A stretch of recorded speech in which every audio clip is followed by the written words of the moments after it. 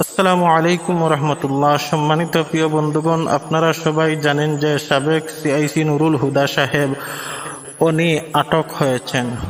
সম্মানিত প্রিয় বন্ধুগণ, উনি শুধু আটক হন নাই, এমনকি জনগণের হাতে উনি আটক হয়েছেন। জনগণ ওনাকে জুতা দিয়ে পিটিয়েছে এবং জুতার মালা পরিয়ে পুলিশ প্রশাসন আইনের হাতে তুলে দিয়েছে।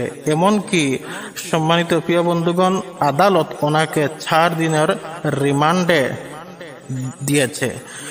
সম্মানিত প্রিয় বন্ধুগণ, এই নুরুল হুদা সাহেবকে দেখে আমাদের বর্তমান যুগের মানুষ, প্রতিটা জনগণ, প্রতিটা মানুষ, প্রতিটা নেতাকর্মী আমরা শিক্ষা নেওয়া উচিত। দেখেন, এই নুরুল হুদা সাহেব যেই বয়সে একটু পরিবার, স্ত্রী সন্তানদেরকে নিয়ে আরাম আয়েশে থাকার কথা, কিন্তু সেই বয়সে উনি খাটতে হবে ওনার কর্মের কারণে বাকিটা জীবন জেলে।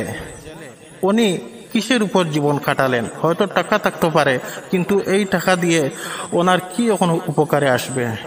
হয়তো ওনার স্ত্রী, ছেলে, সন্তান একটু আরামে এসে থাকবে, কিন্তু ওনার জীবন কোথায় কাটালেন?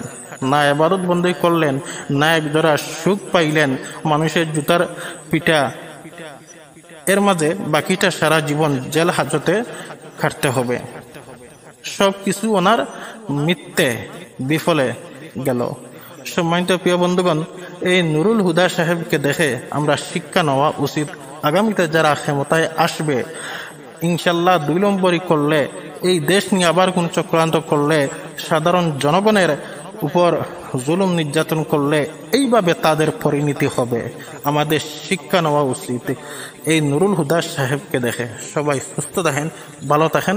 পরবর্তী ভিডিওটি আবার দেখা হবে। আসসালামু আলাইকুম রহমতুল্লাহ।